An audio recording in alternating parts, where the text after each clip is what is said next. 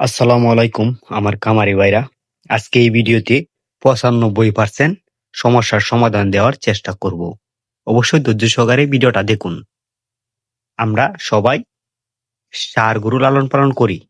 কিন্তু পালন করতে গিয়ে আমাদের সবার একটাই ভুল ধারণা যে বেশি পরিমাণে দানাদার খাবার দিলেই তাড়াতাড়ি মোটা তাজা হবে। এটা কিন্তু পুরোটাই ভুল ধারণা। আমরা অনেক কামারি ভাইরা অতিরিক্ত গরুকে দানাদার খাবার দিই, যার ফলে গরুগুলো খাবার থেকে অনীহা প্রকাশ করে অনেক খাবার নষ্ট করে। অনেকজনের এরকম শোনা গেছে যে ভাই আমার গরুর সামনে দেই খাবার খাবার খায় না গরু, এবং কি খাবার খেতে চায় না, দানাদার খাবার। কারণটা কি? দেখেন, আমরা কিন্তু ভাত খেয়ে অভ্যস্ত। আমরা কি এই আপনার ২৪ ঘন্টার মধ্যে কি আমরা এই ভাত যদি না খাই তাহলে কি আমরা নিজেকে ঠিক রাখতে পারবো, নাকি নিজের শরীর ঠিক থাকবে? বাজারের খাবার খাইলে বাজারের খাবার খাইলে কি আমরা শরীর ঠিক থাকবো? আমরার প্রধান খাবার হচ্ছে ভাত, মাছ। ঠিক আছে? কিন্তু গরুর খাবার হচ্ছে ঘাস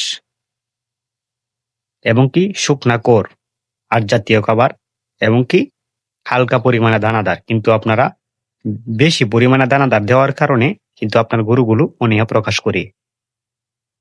অনেক কামারি ভাইরা গরু না খাবার অনীহা প্রকাশ করার কারণে, না খাওয়ার কারণে গরুগুলো বাজারে হাটে বিক্রি করে দেয়।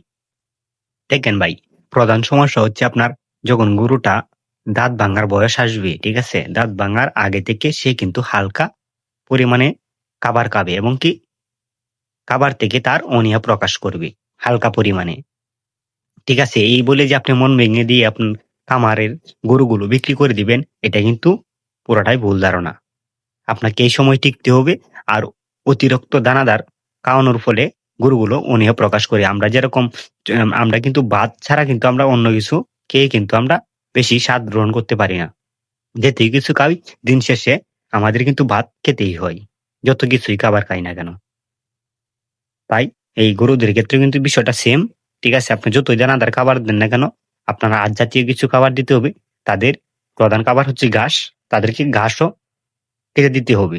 না হতে আপনি গরুকে কখনোই তার খাবার খাওয়াতে পারবেন না। আর যখন দাঁত ভাঙার বয়স হয় গরুগুলোর, তখন কিন্তু তারা খাবার থেকে একটু দূরে থাকে। তারা বেশি খাবার গ্রহণ করে না।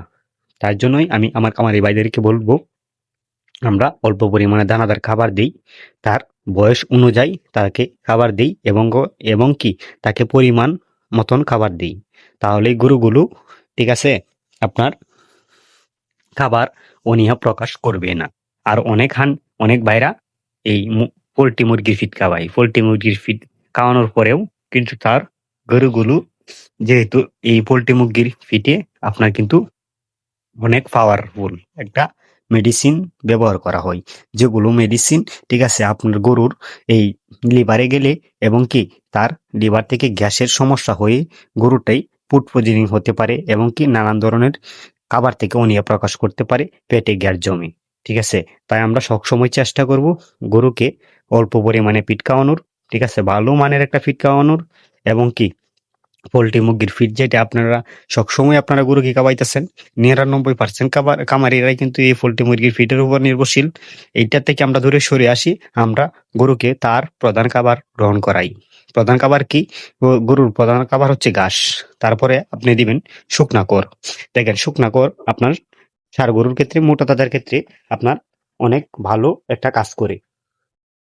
কারণ হচ্ছে এই শুকনা খড়টা যখন সে গ্রহণ করবে, তখন সে এই আপনার দানাদার খাবারের প্রতি একটা তার যখন পানি পিপাসা লাগবে, তখন ঠিক ঠিক সে দানাদার খাবার খেতে হ্যাঁ, তার ইচ্ছা হবে। তখন আমরা কি করব? তখন দানাদার খাবার দিব। আমরা অবশ্যই আমরা গরুকে কর দেব। কর দিলে তার পানি পিপাসাটা যখন তার হবে, তখন কিন্তু আপনার দানাদার খাবার নষ্ট করবে না। আমার গরুগুলো আলহামদুলিল্লাহ আপনাদের দোয়ায় ভালোই খাবার গ্রহণ করতেছে। তার বডি দেখেন, তার বডি একবারেই ছোট, তার বয়স একেবারেই কম। তারপরেও আলহামদুলিল্লাহ ভালোই মাংস ধরাইতে পারছি, সবাই একটু মাশাল্লাহ বলে যাবেন।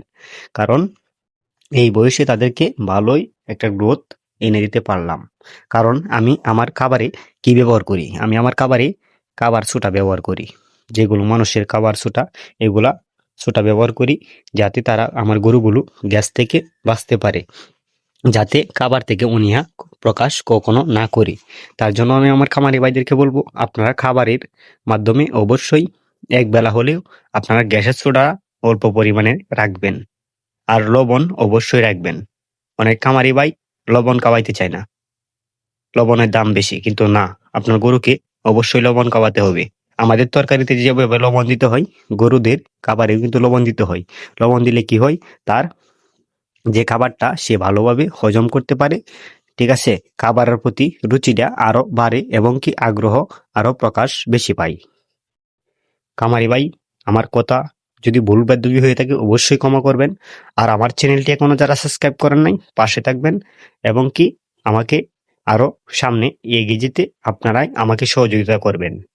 কারণ আমি একবারেই এই বিষয়ে নতুন, আপনাদের সামনে নিত্য নতুন কিছু নিয়ে আসতে আপনারা আমাকে সহযোগিতা করতে হবে। আপনাদের সহযোগিতা ছাড়া এখন যুগে চলাটা অনেক কঠিন। কারণ আপনাদের ভালোবাসা না পেলে হয়তো আমার উপরে ওঠাটা অনেক কঠিন। আর অনেক ভাই আছে যে শুধু গরুকে খাবার দিলেই হবে, মোটা তাজা হয়ে যাবে, এই এরকম বিষয়টা না। তাদেরকে রেস্টও দিতে হবে। এই বলে আমার ভিডিওটা শেষ করলাম। আসসালামু আলাইকুম।